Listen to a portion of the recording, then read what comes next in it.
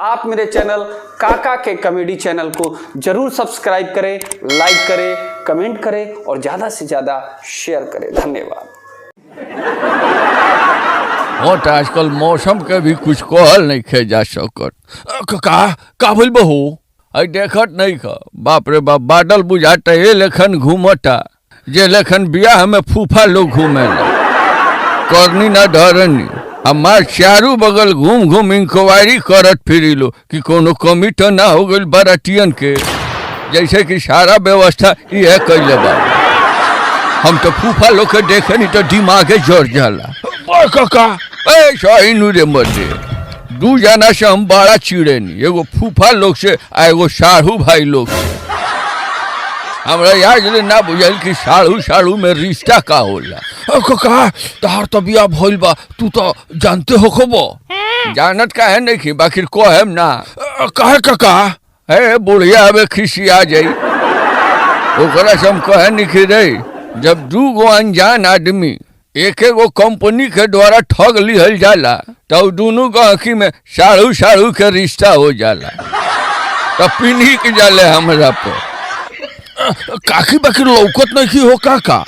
आओ का हो दे गाछी तो देखब, बैठल नहीं गेलो चार जनी, डाटा ट्रांसफर कर चालू। डाटा? हाँ बाबू, ये चार जनी जब बैठ जाइलो नु आ खुशुर फुसुर शुरू कर दिलो तब बुझ जाइए कि डाटा एने से ओने ट्रांसफर होता। अगर वही में कोनो कहतिया कि जाए तो सखी हमनी को से का लेवे देवे के बा, तब बुझ जाइए बाबू कि वो डाटा सेव हो गई बा, बस वायरल भैला भर के देर बा।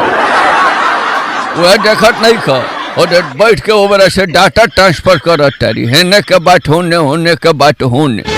आई जेंगन जेंगन हाथ मुंह चमका के बचावे लिसन, उतना बढ़िया एक्टिंग तो ऐश्वर्या राय या कटरीनो ना करी।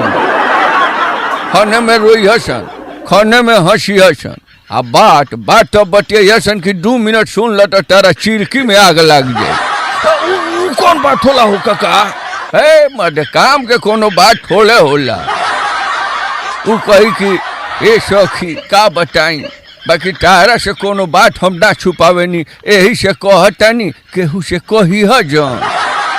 हो बिया पटनहिया, बाप रे बाप, ओकर जैया से मोटरसाइकिल किनाइल बनू ओकर तो धरती पर गोड़े नहीं खे।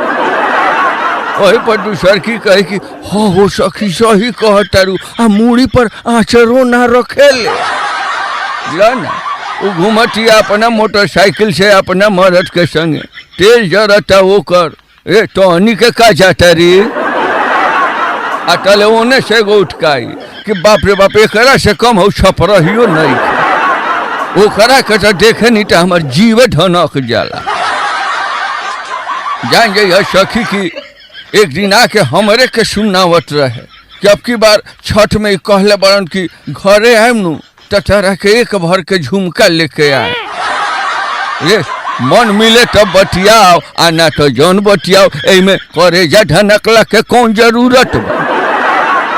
बबू अलबेला जीवन का ओसो हमर बिया हो जाए कि ना हो? आ बिया है बिना साफ भखड़ा तेरा का। जब कोनो हिताव तरसन तो कुछ कुछ कह के बाबूजी लौटा देता। माई से कहलन कि कोनो निमन लड़की भेटाई तब नु करे। ओ तो तोरो हाल गोदा हवे के बा। कौन करा काका? एक दिन एगो गाधा कुकुर बतियावत लसन, त गाधा हवा कहलस कि तोरे या ठीक बा, लोग तोरा के खूब खियावता पियावता आ गाड़ी में बैठा के घुमावता। हम तो इतना मेहनत करतानी तबो ना तो भरपेट खाना मिलता आ ना केहू हमरा के साइकिलों पर घुमावता।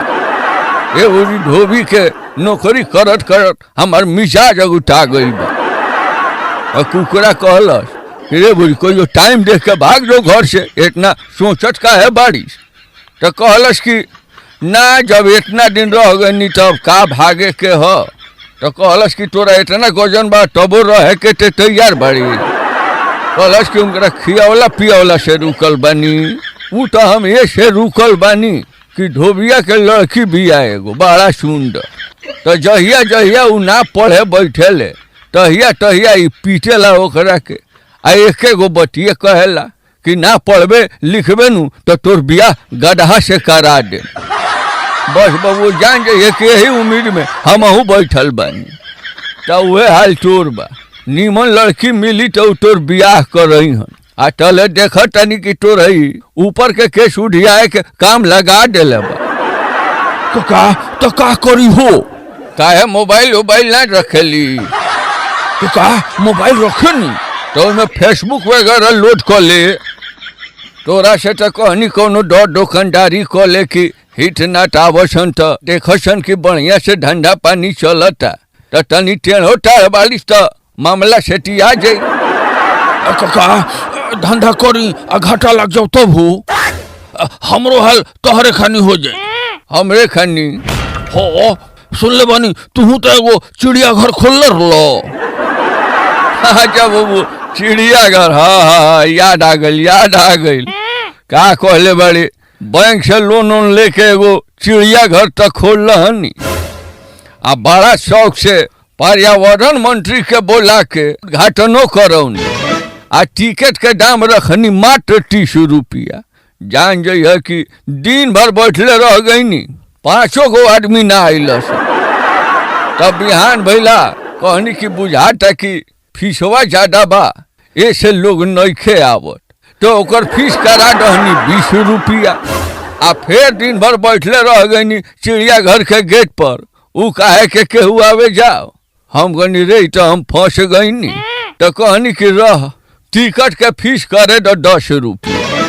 तो गेट पर लिखवा दहनी कि चिड़ियाघर घूमने का फीस मात्र 10 रुपया।